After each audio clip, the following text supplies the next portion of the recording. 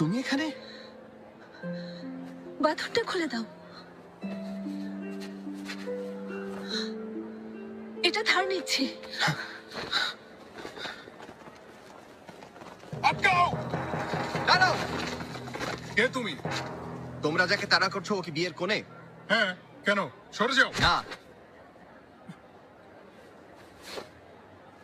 আমার ঘোড়াটাকে ভয় পাইয়ে তাড়িয়ে দিয়েছো। ক্ষতিপূরণ চাই, না হলে যেতে পারবে না।